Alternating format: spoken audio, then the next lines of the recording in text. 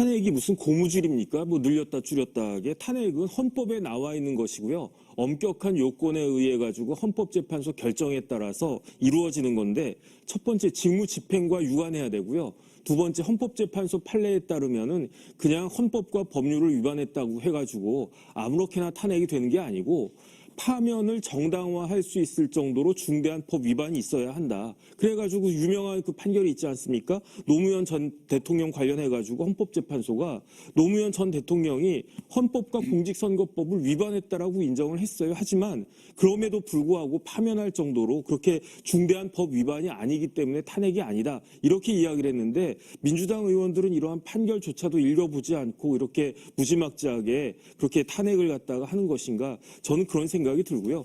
조금 전에 한동훈 장관이 뭐 위헌정당 심판 이야기했지만, 우리나라 헌법에는 어떻게 규정하고 있냐면은 정당의 목적이나 활동이 민주적 기본 질서에 위배될 때에는 위헌정당 심판을 신청할 수 있다, 이렇게 되어 있는데, 지금 누가 봐도 이러한 탄핵이라고 하는 것이 목적이 뻔하지 않습니까? 첫 번째 이동관 위원장에 대한 탄핵은 제가 탄핵 소추 사유를 갖다가 읽어봤더니 정말로 말도 안 되는 뭐 회의를 5명이 해야 되는데 2명이 했기 때문에 탄핵 사유다, 이런 식이란 말이에요. 그런데 왜 그렇게 이동관 위원장에 대해서 탄핵을 하려고 합니까? 그건 결국은 지금과 같은 가짜 뉴스를 잡겠다라고 하는 것에 대해서 반발하는 것이 아닌가. 더 심각한 건 뭐냐면요, 검사들에 대한 탄핵이 검사들이 잘못했기 때문에 탄핵하는 게 아니고 그 자신의 당 대표에 대한 수사를 방해하기 위해서 탄핵하는 것이 아닌가, 이런 것들이 보여지니까 이 정도가 되면 민주당이 아무리 뭐라고 그래도 진짜로 자유민주적 기본 질서에 위반되는 활동을 하는 것이 아닌가,